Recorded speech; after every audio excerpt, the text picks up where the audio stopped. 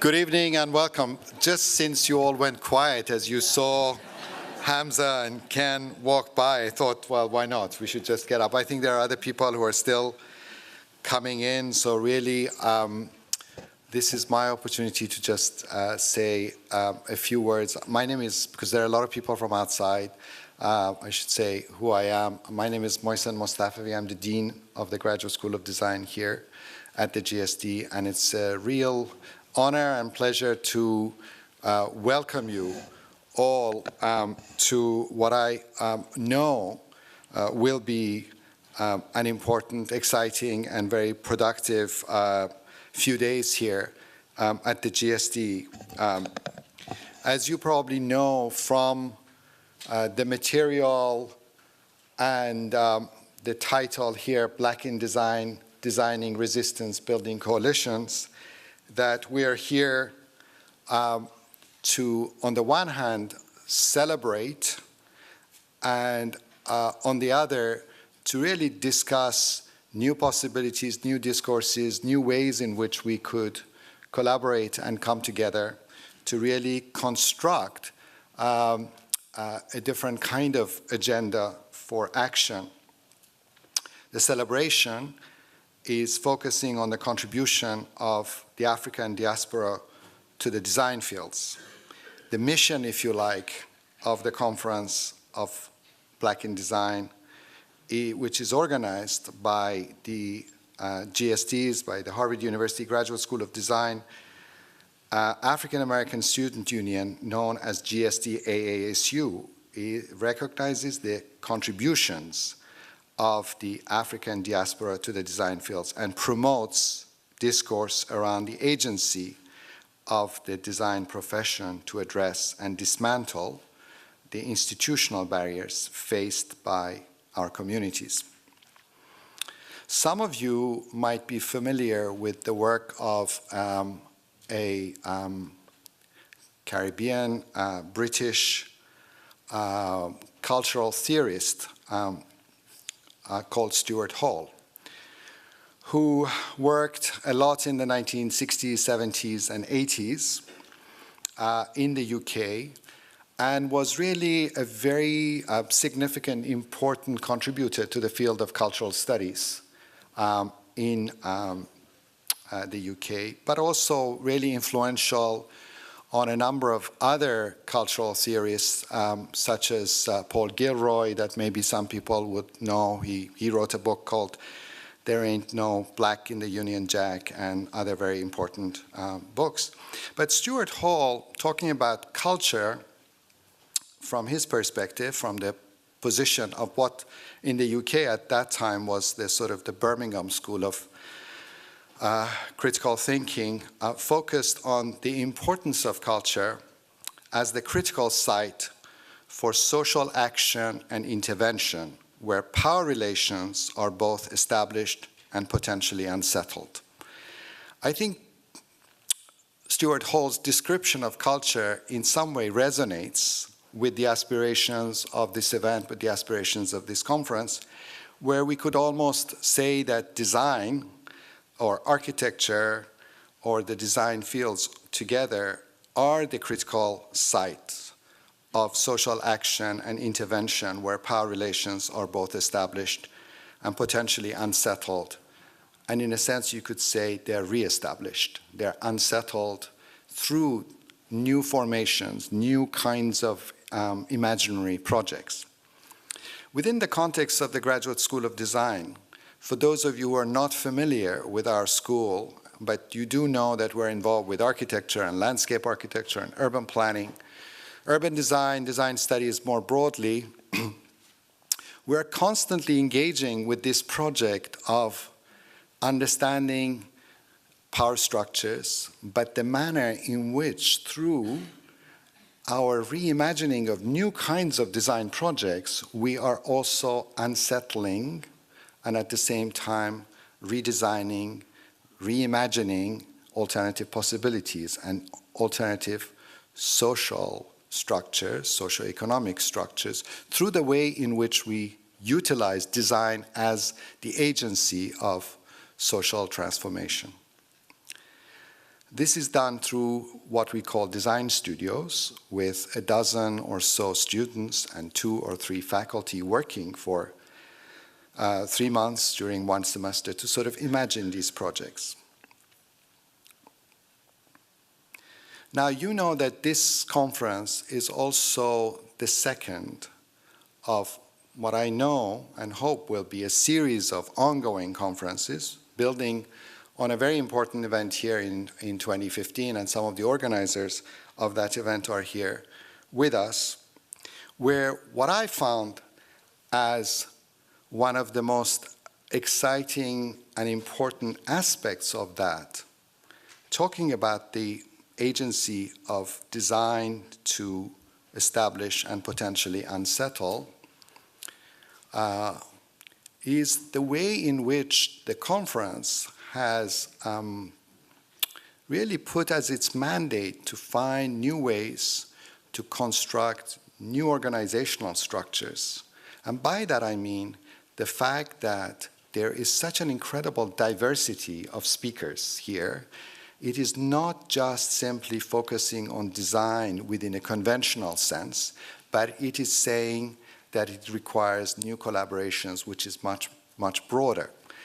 At the end of the last conference, I was genuinely moved by how the conference managed to show that the combination of these various individuals who were at the conference could really not only speak of new friendships, new affiliations, new collaborations, but it really opened up a very different way of conceiving of contemporary design practice. This, I think, is one of the really significant aspects of the conference, and I really want to thank the organizers for pursuing this particular direction in a way and not seeing the conference as something that's too narrow.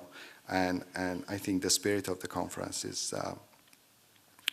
is much broader and very important in that sense. So in terms of the thematics of design resistance and building coalition, while the political climate we face today is tenuous, the forces of systemic injustice are obviously something that is not new. And it is with that in mind that we want to explore design as resistance and show how designers are advocates and activists. We want to highlight the contributions made by leaders across non-traditional fields in creating spaces for actions and representations of resistance.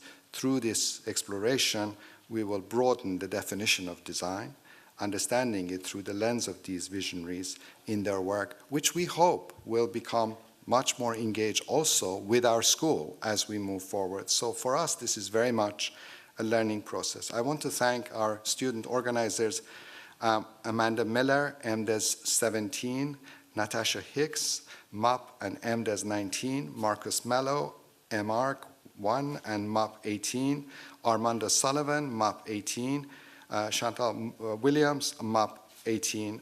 Our sponsors for this event are the Graham Foundation, and I'm really delighted that Sarah Herder, the head of that organization, is present and representing the foundation. I also want to thank the Hideo Sasaki Foundation here in Watertown, and I think Patrick Bassett is present and representing that foundation here tonight. Also, our collaborators for this conference are the Black in Design Advisory Cohort, the Dean's Diversity Initiative, Office of Communications and Public Programs, the Just City Lab, Loeb Fellowship, Office of Student Services that have all contributed to this event. So without any further delay, would you please welcome Natasha and Marcus, who will introduce the conference. Thank you.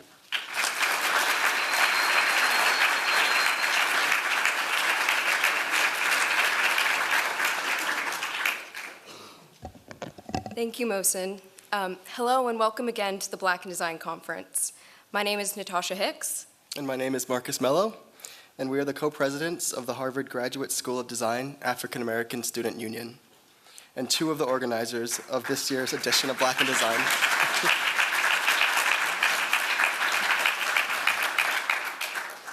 We're excited that you're joining us after the groundbreaking conference in 2015 and are so grateful to the organizers of the inaugural event, including the co-chairs from 2015, Courtney Sharp and Kara Michelle.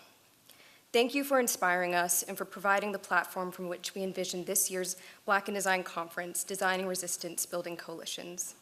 This conference continues to recognize the contributions of the African diaspora to the design field and promote discourse around the agency of the design profession to address and dismantle the institutional barriers faced by our communities. We're excited for you to join us on this year's exploration of designers as advocates and activists. This weekend, we are broadening the definition of design.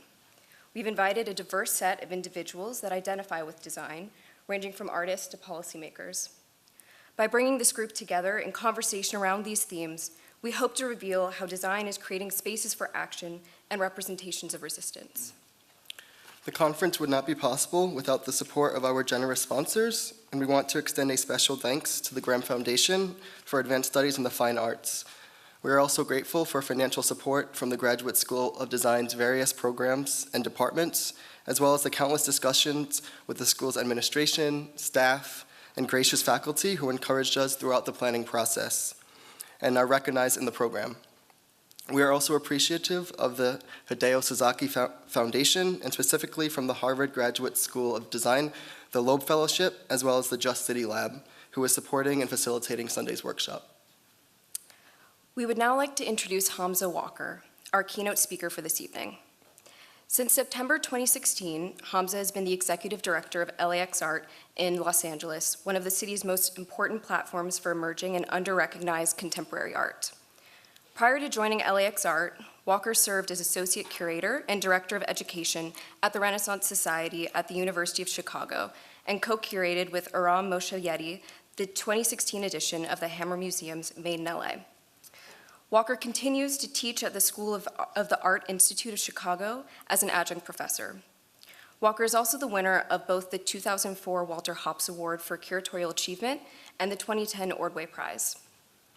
Recent exhibitions Walker has organized include Reconstitution at LAX Art with Catherine Taft, A Painting is a Painting Isn't a Painting at San Francisco's Cadist, Wadada Leo Smith and Crosmation, The Language Scores 1967 to 2015 at the Renaissance Society with John Corbett, Teen Paranormal Romance and Suicide Narcissist, two group exhibitions also at the Ren, and Black Is, Black Ain't at the Renaissance Society.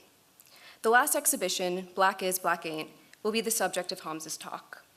The show opened at the Renaissance Society in Chicago now nearly 10 years ago in 2008, and while it was a landmark exhibition at the time, its relevance to our present moment could not be more immediate and urgent. Bringing together works from an incredible range of artists, including Micheline Thomas, Glenn Ligon, William Pope L., Hank Willis Thomas, Shannon Jackson, and many others, the exhibition, as Hamza writes in the introduction to the catalog, surveys a moment in which race is retained, yet is simultaneously rejected. That dynamic, which is what the show's title draws on, Black Is, Black Ain't, is as fundamental and crucial to 2017 as it was in 2008. And we're so looking forward to his talk serving as the point of departure for the rich conversations about identity that will unfold over the next day and a half. So please extend a warm welcome to Hamza Walker.